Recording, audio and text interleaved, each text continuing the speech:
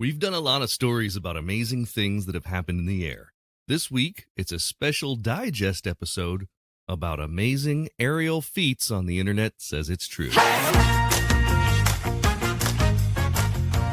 Welcome back to The Internet Says It's True, where every week we learn something that sounds like I just made it up, but it's really true. Part of the WCBE podcast experience, available on all podcast platforms, also on the NPR app and the NPR website.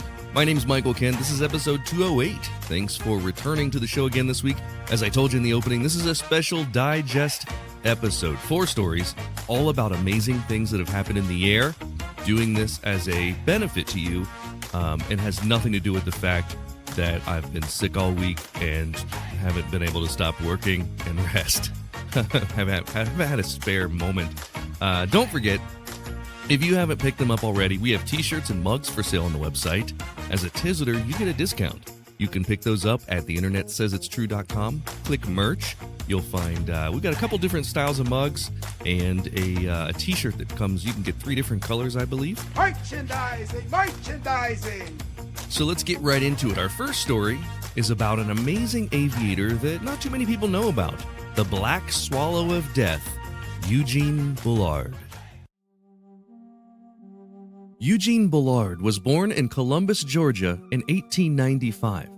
His father was a free black man and his mother was an indigenous woman from the Creek tribe. Together, they had 10 children. Eugene's father had come to America from the Caribbean and avoided slavery by living with the Native Americans. The Creek tribe took them in and kept them safe from the ravages of slavery and civil war in America. But as the 7th child out of 10, Eugene wasn't happy. He ran away from home several times, and the most recent time he had been found by his father, who brought him home and beat him. But something else happened around that time that made an impact on the young boy. His father had been attacked and hit a white man in self-defense. In retaliation, he was severely beaten and almost lynched by a group of drunken white men in Georgia. At 1906, at the age of 11, Eugene decided he wasn't safe in his current situation. He ran away for good. For the next 6 years, Bullard wandered the American South, searching for freedom and happiness that he imagined was out there for him. And in 1912, he found it in the form of a German freighter. He stowed away on the ship bound for Hamburg, Germany, and traveled throughout Europe. From Germany to Scotland, he made his way to London. He earned money as a comedy performer in an all-black entertainment troupe and as a boxer. And one of those boxing matches brought him to France, and he loved Paris. Bullard's father had come from the French colony of Martinique and spoke French in his childhood home. In fact, his father's family lived in Martinique after escaping slavery in nearby Haiti. Both were French colonies at the time, so the French language didn't sound foreign to Bullard, nor did their way of accepting people with different skin color. He had been told that a black man and a white man could succeed just the same in France, and was once quoted as saying, "It seemed to me that French democracy influenced the minds of both black and white Americans there, and helped us all act like brothers." World War I had begun in the summer of 1914, and Bullard decided to sign up with the French Foreign Legion. This was a group of Americans living in France who fought for France in the war. And with that group, he fought in some of the war's most historic and deadly battles. With the casualty figures as high as they were in those groups, it was miraculous that Bullard survived through them. As his French Foreign Legion regiment was decimated, he was allowed to join the French army in the 170th Infantry Regiment. Soldiers in the 170th were known as the Swallows of Death. Their symbol depicted this swallow on the patch and on their logo, and he was the only black member of the regiment, so he soon became known as the Black Swallow of Death. The 170th Infantry was an elite unit, but Bullard soon saw death all around him in the Battle of Verdun. In that 10-month battle, the French suffered 850,000 casualties. Eugene Bullard came out of the battle badly wounded. He had lost all his teeth and survived a hole in his thigh from shrapnel. He was awarded both the Croix de Guerre, or Cross of War, and the Medal Militaire in June 1916. Though his days of foot soldiering were over, he hadn't yet embarked on the part of his life that would make him famous. While recovering from his wounds from the ground war, Eugene Bullard was having drinks with an American friend in Paris who bet him $2,000 that he couldn't enlist in the French flying service. Bullard took the wager to heart, trained for 7 months to become an aircraft gunner in the French Air Force's Lafayette Flying Corps. This was a volunteer air force in France made up of all Americans. It didn't take long for him to work his way forward to the cockpit, and in 1917, Bullard earned his wings in the Aéronautique Militaire in a unit called the Escadrille 85. He was now the world's first black fighter pilot. Bullard never claimed to be a great pilot. He had trouble mastering the difficult-to-fly Caudron G4, which was a twin-engine fighter. Despite that, it's said that he scored 2 aerial victories shooting down a Fokker triplane and a Falls D3. He and his monkey Jimmy, yes, he had a pet rhesus monkey named Jimmy, who often accompanied him in the airplane, flew over 20 combat missions and remained only one of 2 black fighter pilots in World War I. Around this time, America was entering World War I. Many of the Lafayette Flying Corps pilots, remember these were Americans, were leaving the unit to fly with the American military. And while his American flying friends were leaving to do this, Bullard was not accepted. The American military wouldn't agree to have a black pilot. Eventually, Bullard found himself back on the ground fighting the grueling battles with the 170th Infantry again until the end of the war. By the end of World War I, he was one of the most decorated soldiers in France. This story sounds like something from a movie, but it's not over. After the war, Eugene worked as a jazz drummer in the 1920s and 30s. He eventually opened a jazz club of his own and called it the Escadrille, in homage to the name of his French air squadron. He became very well known in France and rubbed elbows with celebrities like F. Scott Fitzgerald, Ernest Hemingway, Josephine Baker, Charlie Chaplin, Langston Hughes. Near the end of the 1930s, the world was spinning into war again, and Bullard was there for it. In the beginning of World War II, he worked with the French military in their espionage division. There was a faction of French citizens that supported the Nazis. Bullard embedded himself within them to report their clandestine activities back to France. Later in World War II, he fought as a machine gunner in the 51st Infantry and was severely wounded by an artillery shell. France was being invaded by Germany, and he feared being captured by the Nazis, so he escaped through Spain and made his way back to America.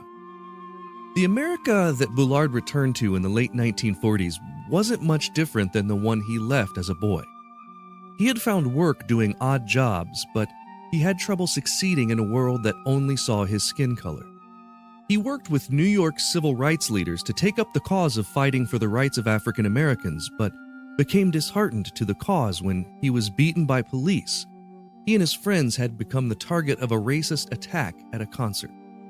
In 1954, this war hero, who was unknown to Americans, who at the time was being forced to sit in the back of the bus in New York, was personally invited back to France by French President Charles de Gaulle himself to be given the honor of lighting the flame on the tomb of the unknown soldier under the Arc de Triomphe. A few years later, he was officially made a Chevalier de Légion d'Honneur for his service in 2 world wars. I know I butchered the pronunciation of this, so I'm going to say it like an American. Chevalier de Légion d'Honneur. But the point is, despite all of this, despite 15 military decorations as an American fighting in France, he had still never been recognized by the United States for any of these amazing achievements. Eugene Bullard, an American war hero who was largely unknown to Americans, died in 1961. He was laid to rest with full French honors in the Federation of French War Veterans Cemetery in New York. He had a special request. He was buried in the uniform of a French Foreign Legionnaire. In 1994, 33 years after his death and almost 100 years after his birth, he was finally given his due recognition in the United States. President Clinton posthumously commissioned Eugene Bullard, the Black Swallow of Death, as a second lieutenant in the United States Air Force.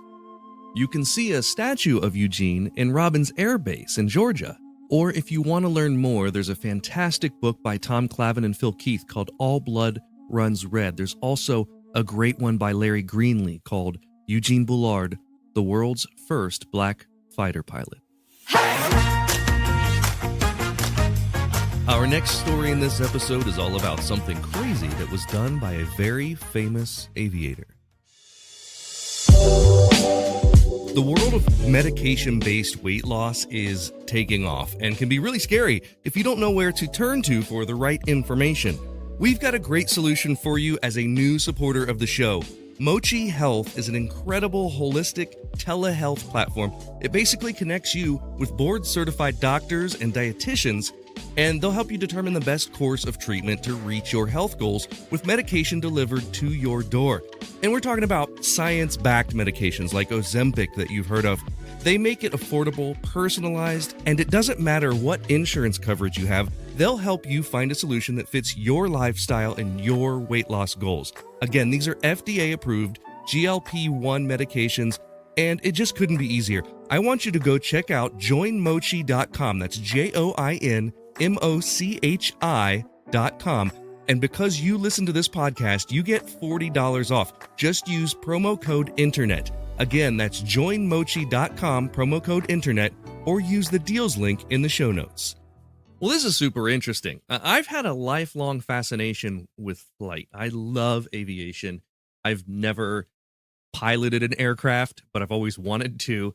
My grandfather had a hand in designing most of the lights that are used on airplanes today. And my brother and I grew up playing a series of flight simulators on the computer when we were kids. One of those was called Chuck Yeager's Air Combat. And I've driven over the Chuck Yeager Bridge in Charleston, West Virginia so many times. Every trip to the beach, in fact, we drive over that bridge. I never once stopped to think why it was called that. Let's check this out. So the first few results are pretty recent, and they're stories about Chuck Yeager, quote, setting the record straight. Apparently, this is one of those tales that's been exaggerated and embellished over time. And it's a story that Yeager himself denied for many years after. During an air show at the Chuck Yeager Airport, which was formerly named the Kanawha Airport but was renamed in 1985 to celebrate Chuck Yeager's contributions to flight, Senator Joe Manchin said, "You all probably heard the story and probably wondered if it was true. It's official. He finally admits it." Yeager interrupted Manchin, saying, "I would not admit anything." Chuck Yeager grew up in Myra, West Virginia, and joined the Army Air Force in 1941. He started as an aircraft mechanic, but quickly rose up through the ranks and became a pilot. He had a natural talent, both as a pilot, but also had unusually sharp 20/10 vision. It was said Yeager once shot a deer at 600 yards. He trained as a fighter pilot, flying a P-39 Airacobra, but shipped off to fight in World War II to flight the legendary P-51 Mustang. One story that's in Yeager's book, he recalls that when he was training on the P-51, he'd fly so low that the airplane would leave prop marks on the dirt roads, and wire fences were a flight hazard. This is the aircraft that is said to have saved the day in World War II. Allied bombers were being shot down by the German Luftwaffe at an all-time high, and the P-51 fighter plane was introduced as a bomber escort. Often the P-51s would break away from the bombers they were escorting to dogfight with German fighters deep inside German territory. And this was really the first time that the bombers could fly that deep inside German territory because of these P-51 escorts. Chuck Yeager racked up 12 and a half aerial victories in his P-51. He called his airplane Glamorous Glenn after his fiancée, Glennis. He was promoted to captain during his tour in the European theater, and by the time he was ready to return home in 1945, he had flown a total of 64 combat missions, a total of 270 hours in his P-51. He came back to the States and married Glennis the next month. If you look up Yeager's record during World War II, it's pretty incredible. It's more fascinating and interesting than I could possibly fit into this podcast, but it includes many stories, including being shot down over France and escaping thanks to the French resistance. But Chuck Yeager's legacy in World War II would be overshadowed by his legacy as a test pilot later in life. On October 14, 1947, he became the first pilot to break the sound barrier. It was a Bell X-1 aircraft, and he flew it at Mach 1.05. That's 5% faster than the speed of sound, or about 805 miles per hour. He went on to break numerous other flight records, both in speed and altitude. As a full colonel in the 1960s, he commanded the fighter wing at Clark Air Base in the Philippines, where he accrued more than 400 more hours of combat flight time. In 1969, he was promoted to brigadier general and was named vice commander of the 17th Air Force. But let's go back to that time after the war, the test pilot days. It was 1948, just 1 year after he had achieved fame by breaking the sound barrier, and he decided on a spur-of-the-moment trip to visit his parents in West Virginia in a brand new aircraft. The Air Force didn't even know about this trip. In October of 1948, 1 year after Chuck Yeager had become the first person to break the sound barrier, he decided on a whim that he wanted to travel home to his parents. He was stationed at Edwards Air Force Base in California and was flying home in a jet most people had never even seen, a Lockheed P-80 Shooting Star. It was futuristic looking and was the Air Force's first jet fighter. His plane was to fly to Wright Field in Dayton, Ohio, but something caught his eye as he was flying over downtown Charleston, West Virginia. It was the golden dome of Charleston's Capitol building. He circled around in his shooting star to get a better look at it. He was flying 500 miles an hour along the Kanawha River, looked up in front of him, and saw the South Side Bridge. According to Yeager, he saw the bridge, and within a second, he knew he had clearance. Some people say as low as 6 feet off the water, and saw people were jumping off their boats into the water as he approached.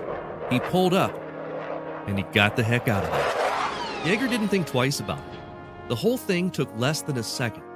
He didn't realize that he had just done something that would create a legend for decades to come. Since then, like most legends, the story has become embellished and changed. One man claims he arranged the flight as a publicity stunt for his newspaper. Yeager says that's not true. There's another story about one of his Air Force buddies who put him up to it. Also not true. Other people report seeing the jet do a victory barrel roll after flying under the bridge. The jury's still out on that one. Someone else said that they saw the airplane do 3 slow rolls. To Chuck Yeager, a man who escaped capture after being shot down in World War II, a man who had broken the sound barrier, who was known as the fastest man in the world, who once parachuted out of a failing aircraft at 8,500 feet wearing a high-altitude suit, who flew hundreds of combat missions. This was just a blip, just a meaningless moment of fun, but it created a legacy that's still talked about today. The bridge over the Kanawha River is really named after the legacy that Chuck Yeager created for air flight and the honor that he brings to his home state of West Virginia. But now that you know this story, you won't be able to drive through Charleston without thinking about this quick 1948 flight. General Chuck Yeager is now 97 years old. I found his email and contacted him to see if he would like to talk with me for this episode. And to my amazement, the world's fastest man, the man whose name appeared on the video game my brother and I played as kids, actually wrote me back. What I got in response were 3 words. Thank you. No.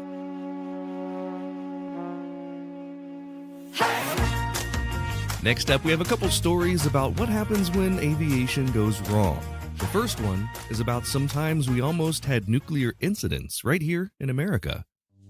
There was a time that humans used 100% organic products as healing balms and moisturizers for their skin.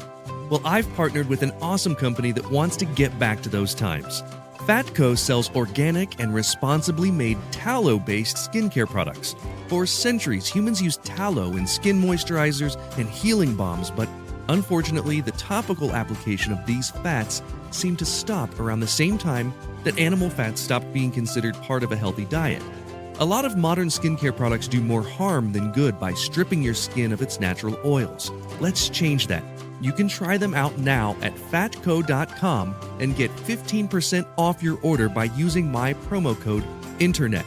Go to theinternetsaysitstrue.com/deals for the link. Remember that movie Broken Arrow? John Travolta and Christian Slater, they were a couple of Air Force pilots whose job it is to locate some missing dropped nuclear warheads. It was a fun film. Well, it turns out Broken Arrow is the official term the military uses for an accident involving nuclear weapons. And in the 76 years since the invention of nuclear weapons in 1945, we've had at least 32 Broken Arrow scenarios. For this week, we're just going to be talking about one particular aircraft, the Boeing B-47 Stratojet. Even before the end of World War II, the Air Force had asked manufacturers to start drawing up plans for a long-range, jet-powered bomber. Remember, the airplane that really ended World War II by dropping atomic bombs in Japan was the B-29, a propeller aircraft. The United States never did put any jet-powered aircraft into combat in that war. It was still very early in the development of jet-powered flight. The B-47 was finally put into service in 1951. It was a swept-wing, sleek-looking bomber aircraft with 6 engines carried under its wings. And if I had to describe the problem with these aircraft, it would be that they suffered from growing pains. There were the growing pains of jet-propelled flight itself. While the aircraft was incredibly fast and powerful, it took a very long time to accelerate. The new design of the swept wing caused structural issues. New design elements like those swept wings and power elements like jet engines were being put on an aircraft that was essentially using outdated metallurgy and construction techniques, and there were a lot of limits on its capability. On top of that, it was a difficult plane to fly for airmen who were used to a 10-man crew.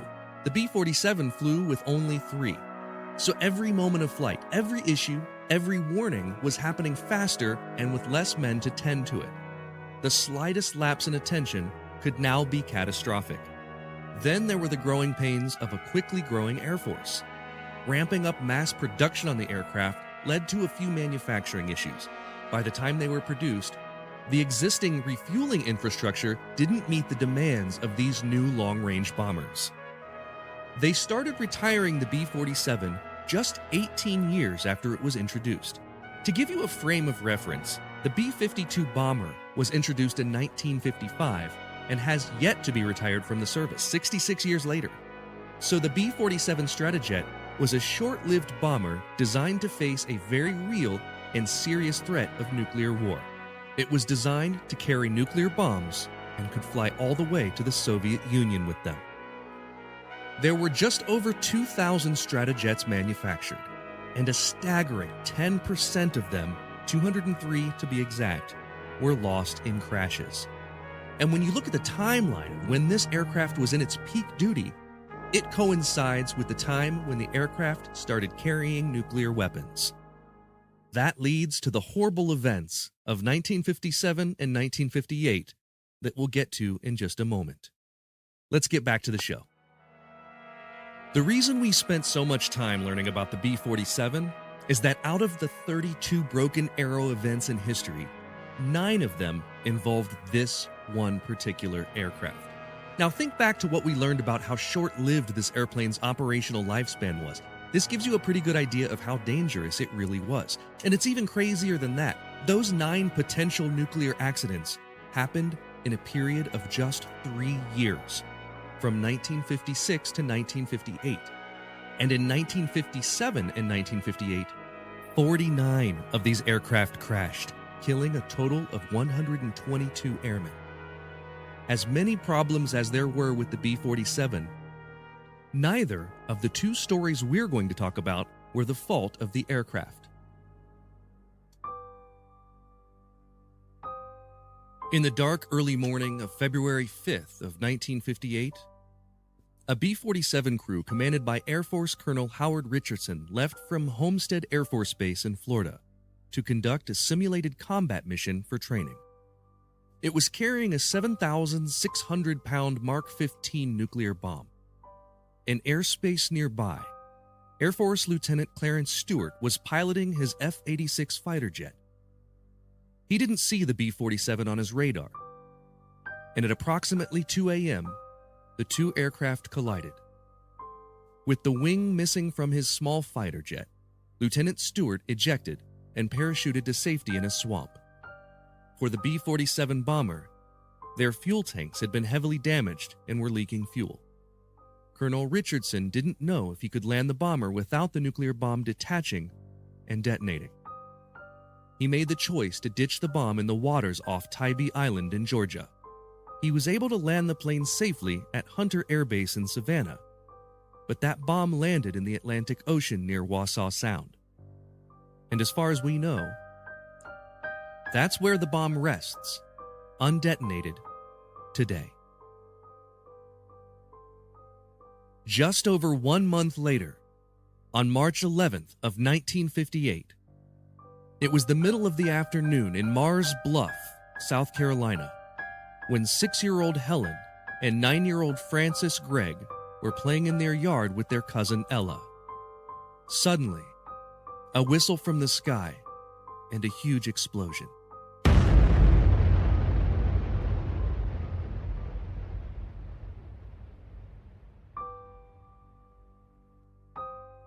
Here's what happened.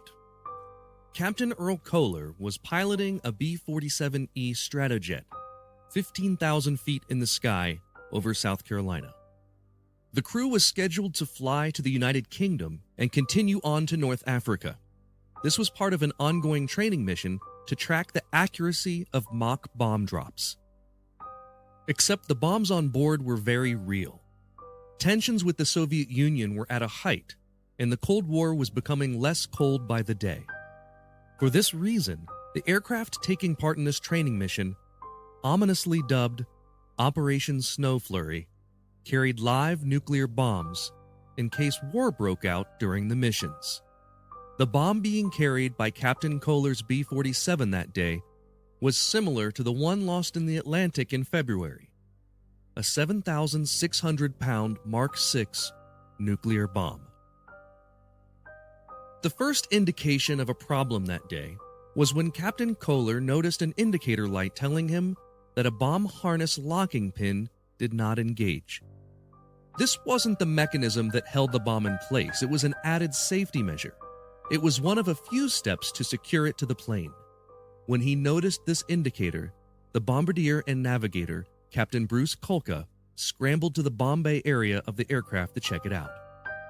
As he reached around the bomb to lift himself up, he accidentally grabbed hold of the one thing he shouldn't have: the bomb's emergency release mechanism. This dropped the full weight of the 10-foot-long, 7,600-pound bomb, along with Captain Kulka, onto the bomb bay doors. The bombardier desperately reached his arm out to grab onto something. The bomb, however, weighed too much for the doors. He looked down through the open doors and watched in horror as the bomb started falling 15,000 feet to the land below. The 3 children playing below at the Gregg house had no idea that the bomb was coming toward them. The Mark VI nuclear bomb detonated 200 yards from the children. All 3 were injured, but none were killed. Luckily for those children, and for Mars Bluff, South Carolina, and for the southeastern part of the United States, the nuclear capsule was not on the bomb. The capsule, which contained the fissile nuclear core, was still on board the aircraft and hadn't been loaded into the bomb housing. Even so, that bomb was carrying enough explosives to blow a crater into the ground that was 70 feet wide and 30 feet deep. In addition to injuring the 3 girls playing, it obliterated their playhouse, injured their mother, father, and brother, and damaged 7 nearby buildings. An atomic bomb breaks loose from a mounting shackle in a B-47 jet over Florence, South Carolina, plummets to Earth, causing a sensational freak accident. There was near disaster for those within range of the TNT, that is the bomb's trigger. 6 were injured. The home of Walter Gregg was turned into a shambles. After the incident and the victim's recovery, The Gregg family sued and was awarded $54,000 in damages. If you visit Mars Bluff, South Carolina, you can still see the crater today. It's overgrown with trees and brush, but the site is marked with a historical marker. As for the bomb dropped outside Tybee Island in the Atlantic Ocean, throughout the years, the military has mounted efforts to locate the bomb, even as recently as 2004. But to this day, it's one of 6 American nuclear weapons that have been lost and never found. Our final story today is one of the most unbelievable stories we've covered on the show. It's about the harrowing ordeal of Juliana Koepke. If you love listening to this podcast every week and you want to show your support, that would mean a great deal to me. You can do that by becoming a Patreon member. We've got members at all levels, whether you want to pledge $1 a month or $10 a month. Just think about the value that you receive from this show. And if you like the histories and the stories that you learn about or the jokes that you hear, and if you think that they're worth it, consider signing up. For that, you get every episode ad-free and a week early, access to bonuses like the unedited videos of the guest appearances, and 20% off all merchandise. You can sign up today at patreon.com/Michael Kent. That's patreon.com/Michael Kent. Hey, Michael, it's Matt Stanley. I was wondering, did you ever hear about the woman who fell 2 miles out of an airplane and lived? I just read about it. It's crazy. This is a story I've heard about, but I didn't know any of the particulars, so I spent the week researching this. It turns out there are a few similar stories throughout the years, but this one is the most popular. There are stories of Annette Herfkens, Bahia Bakari, Sailor Gutzler, but today we're talking about a woman named Juliana Koepke. In 1968, German biologists Maria and Hans Wilhelm Koepke bought an abandoned cabin in a lowland rainforest in Peru. It was at the western foothill of the El Sierra mountain range, and their purpose in buying the cabin was to establish a new research station to study the local flora and fauna. They'd worked for the Museum of Natural History in Lima and had decided to embark on what was only meant to be a 5-year mission at the research station, which they named Panguana. It was there that Maria and Hans Wilhelm's 14-year-old daughter Juliana got an unusual education. Instead of being in school in the bustling city of Lima, she was homeschooled in this Amazon rainforest research station. She would go out with her parents on their many trips into the wild, and that's where she learned things that a 14-year-old girl normally doesn't get to learn. How to identify various types of insects, plants, and animals in the rainforest, and how to survive among them. Even though this education was great for her, the school back in Lima eventually said she had to return, and so she went back to the city to finish high school. When Juliana was 17, her mother had the idea to fly her back to Panguana to visit her father for Christmas. Maria returned to Lima to pick up her daughter, and the two of them would fly together. The plan was to fly from Lima to the small Iquitos airport on the 19th or 20th of December. But young Juliana was about to graduate high school. She wanted to attend her graduation ceremony and a dance and leave after that. So the two were forced to fly out on Christmas Eve, December 24th, 1971. And the only airline they could book was LANSA. That stood for Líneas Aéreas Nacionales Sociedad Anónima, a struggling Peruvian airline with a poor reputation. Hans Wilhelm had protested them flying with LANSA in the past because it just didn't have a great reputation, but it was the only flight that was available that day. At noon on December 24th, LANSA Flight 508, a Lockheed L-188A Electra turboprop carrying 86 passengers, took off from Lima's Jorge Chavez International Airport.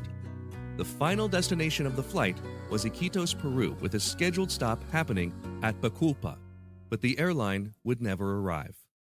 We'll continue this story after a quick break.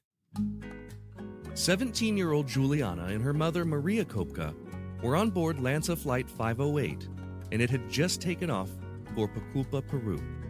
The first half of the flight was relatively smooth, but as the flight with 86 passengers and 6 crew members flew over the Puerto Inca province, it encountered severe turbulence and heavy thunderstorms. It was at 21,000 feet. The plane shuddered, dipped, dropped, and bounced in the horrible storm.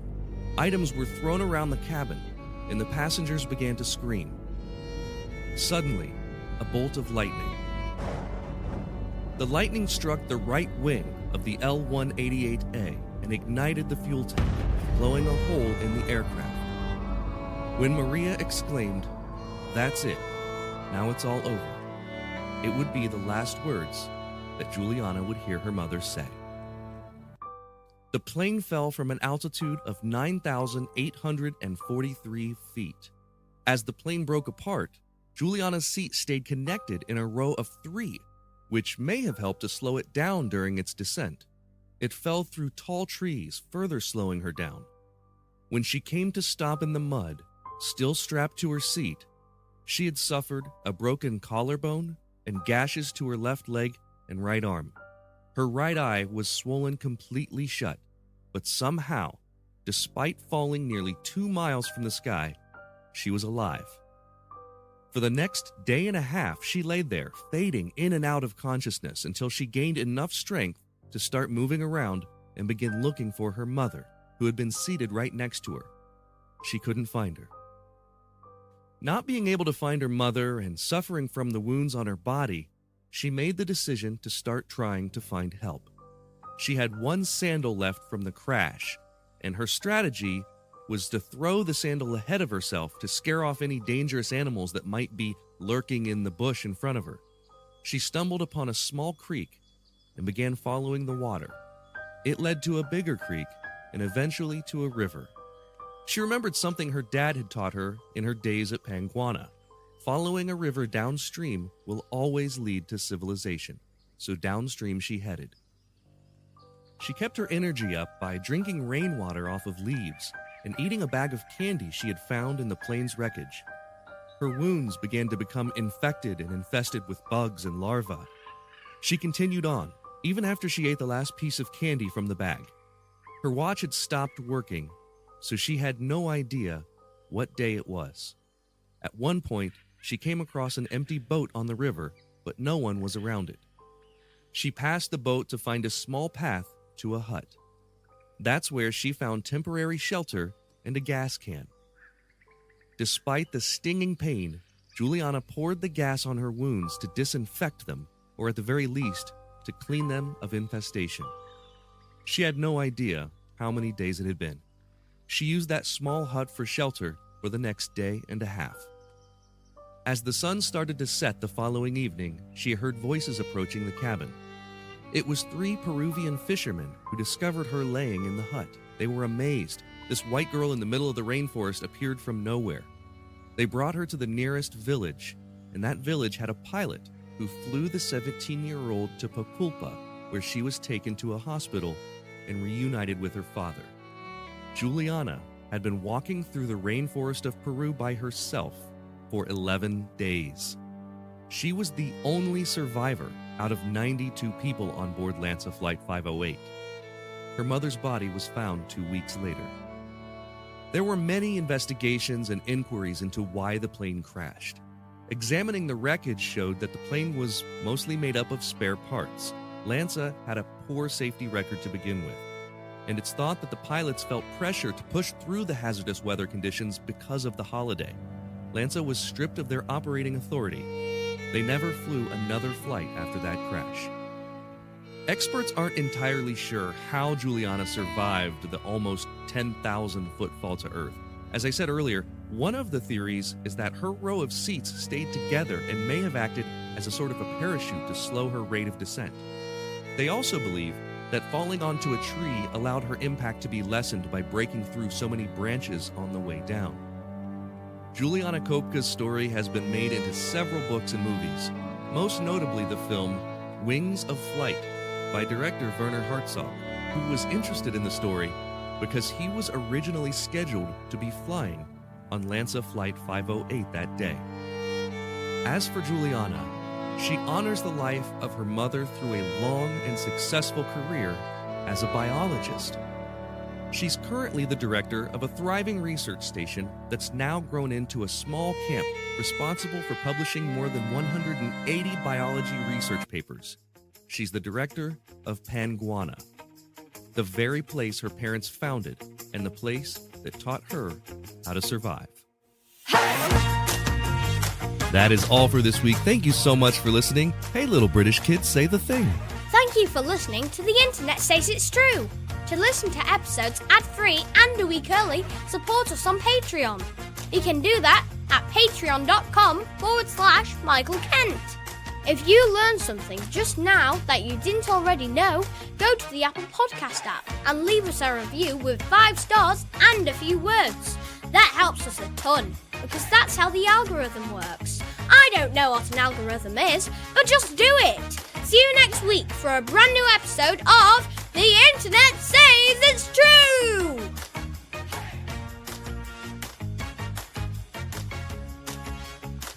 The Internet Says It's True would like to thank the Patreon subscribers whose monthly contributions help to make this show possible. Sean Brown, Joshua Endress, Dallas Ray, Bryce Swanson, Eugene Anderson, Jim and Joanne Martin, Mitch and Andrew Joseph Kemplin, and the show's official emperor, Kick Track.